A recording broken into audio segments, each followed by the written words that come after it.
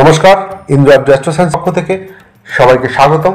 আজকের এই বিশেষ আলোচনায় আজ আমরা আলোচনা করব শনির বক্রতা মুক্তি মীন রাশিতে 28 নভেম্বর 2025 প্রত্যেকটি রাশির উপর কি পজিটিভ ভাইবস নিয়ে আসছে সেগুলি নিয়ে আজ আলোচনা করব। এবং আলোচনার শুরুতে প্রত্যেককে অনুরোধ করব, চ্যানেলটিতে নতুন হয়ে থাকলে সাবস্ক্রাইব, লাইক করে আমার সঙ্গে থাকুন।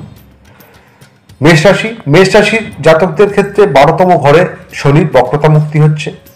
12তম ঘর বলতে আমরা বুঝি ব্যয়, মায়া, মোক্ষ, বিদেশ, খরচ ও মানসিক চাপের ঘর। এই সময় শনি আপনাকে মানসিকভাবে পরিপক্ক করে তুলবে, অহংকার ভেঙে দেবে, অতিরিক্ত খরচ কমাতে বাধ্য করাবে এবং গোপন শত্রুর পরিচয় প্রকাশ করবে। কর্মজীবনে শনি আপনাকে বারবার মনে করাবে যেটা আপনি করছেন সেটা আপনার পক্ষে যথেষ্ট নয়, এর জন্য আপনাকে অন্য কিছু করার চেষ্টা করাবে। বিদেশি কোম্পানিতে যারা কাজের চেষ্টা করছেন তাদের এই সময় ভালো সময়। আইটি, মেডিকেল, অ্যাকাউন্টিং সেক্টরে যারা আছেন তাদের জন্য এই সময় খুব ভালো। অর্থভাগ্যে এই সময় শনি আপনাকে অযথা বাজে খরচ বন্ধ করাবে, আয় বাড়বে এবং স্থায়ী হবে। হঠাৎ আর্থিক ক্ষতি থেকে শনি আপনাকে রক্ষা করবে। প্রেম জীবনে পুরনো ভুল বোঝাবুঝি মিটে যাবে, গোপন সম্পর্ক প্রকাশ পেতে পারে, সংসারে শান্তি ফিরবে এবং দূরত্ব কমে যাবে। স্বাস্থ্যক্ষেত্রে নিদ্রাহীনতা কমবে, ডিপ্রেশন থেকে বেরিয়ে আসবেন, চোখ পায়ে ব্যথা কমবে এবং মেডিটেশন জরুরি। বৃষরাশির ক্ষেত্রে বলতে পারেন গোল্ডেন টাইম এই সময়টা, কারণ 11তম ঘরে শনির বক্রতা মুক্তি। আর 11তম ঘর বলতে আমরা বুঝি লাভ, ইচ্ছে পূরণ, বন্ধু, অগ্রগতি। অর্থভাগ্যে ইনকাম দ্বিগুণ হবে, জমি বাড়ি কেনার সুবর্ণ সুযোগ আসতে পারে, শেয়ার বা অনলাইনে অত্যন্ত লাভ হবে, পুরনো টাকা ফেরত আসতে পারে এবং পারিবারিক কেউ আর্থিক সাহায্য আপনাকে করতে পারে। সম্পর্কের ক্ষেত্রে সম্পর্ক স্থায়িত্ব পাবে, প্রেম বিয়েতে রূপ নেবে এবং পরিবারে খুশির খবর হবে। আর অবিবাহিতদের বিয়ের তারিখ নির্দিষ্ট হবে। স্বাস্থ্যে শক্তি বাড়বে, ডায়েট নিয়ন্ত্রণে আসবে এবং রোগমুক্তি হবে। মিথুন রাশির ক্ষেত্রে শনির 10তম ঘরে বক্রতা মুক্তি। এই সময় আমরা দেখতে পারবো যারা মিথুন রাশির জাতক জাতিকা ছিলেন, যারা এতদিন কঠোর পরিশ্রম করে আসছিলেন তাদের জন্য সোনালী সময় এই সময়। কর্মে বড় প্রজেক্ট হাতে আসবে, সিনিয়রদের প্রশংসা পাবেন, চাকরির বদল করলে ভালো হবে, ব্যবসায় বিশাল সম্প্রসারণ হবে, সুনামও বাড়বে, শত্রু পরাজিত হবে এবং আইনি মামলায় আপনার জয় হবে। অর্থভাগ্য স্থায়ী ইনকাম শুরু হবে এবং ব্যাংক থেকে যারা লোনের চেষ্টা করছিলেন এতদিন তাদের লোন এই সময় আপনারা পেয়ে যাবেন, সঞ্চয়ও বাড়বে, কর্মফল অনুযায়ী টাকাও পাবেন। সম্পর্কের ক্ষেত্রে দাম্পত্যে আপনার পরিশুদ্ধি হবে, অহংকার ভেঙে যাবে, সম্পর্কের বাস্তবতা স্পষ্ট হবে, সঙ্গীর প্রতি দায়িত্ববোধ বাড়বে এবং বিবাহযোগ্যদের জন্য সুসময়। স্বাস্থ্য মেরুদণ্ড হাঁটুর ব্যথায় সমস্যায় যারা ছিলেন তারা কিছুটা রিলিফ পাবেন। কর্কট রাশির ক্ষেত্রে শনি 9তম ঘরে বক্রতা মুক্তি হচ্ছে।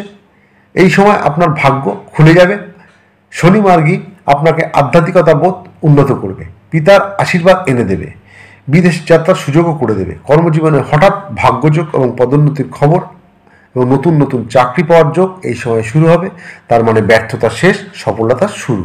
অর্থভাগ্যে পুরনো পাওনা ফেরত পাবেন, পারিবারিক সম্পত্তির সুবিধা পাবেন, ব্যাংকে সেভিংস বাড়বে, বড় বিনিয়োগে লাভও হবে।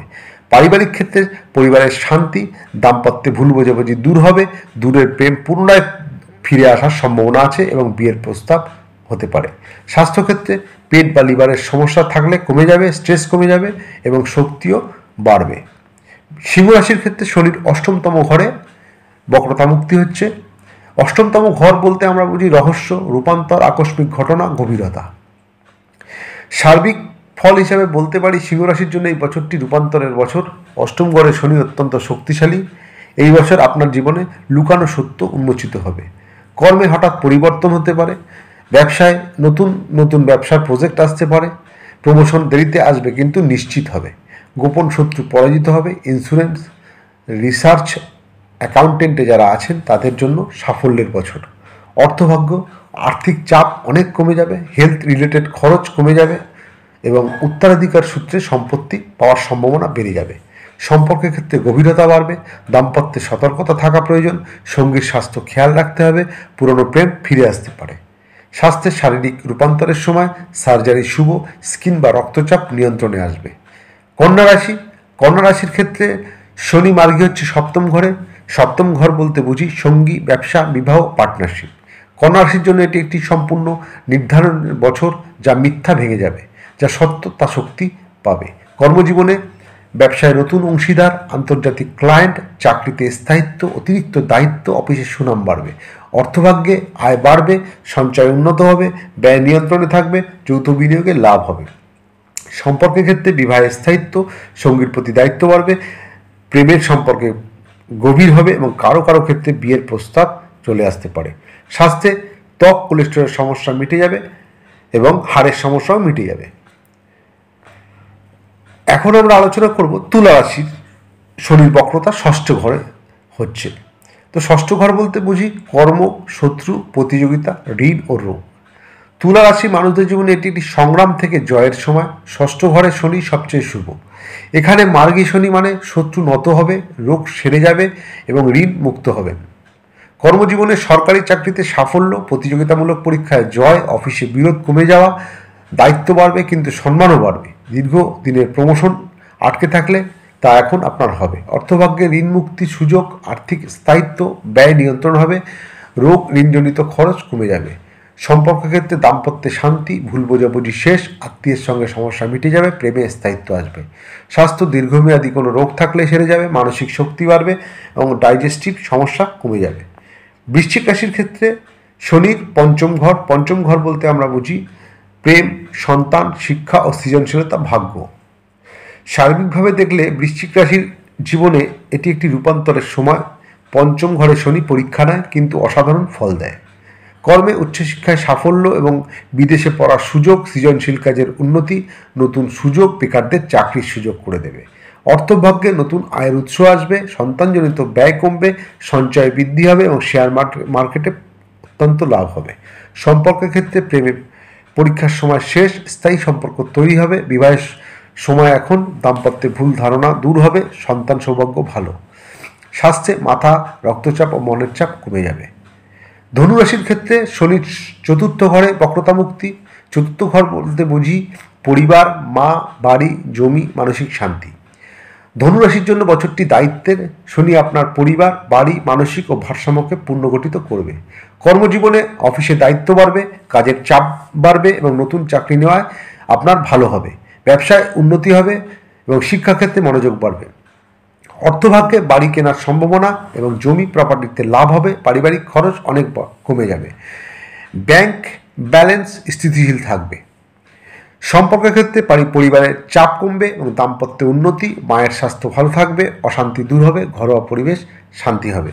স্বাস্থ্যে মানসিক চাপ কমবে, শ্বাস বা ঠান্ডাজনিত সমস্যায় যারা এতদিন ভুগছিলেন তাদের সমস্যা কমে যাবে। মকর রাশির ক্ষেত্রে শনির অবস্থান তৃতীয় ঘরে।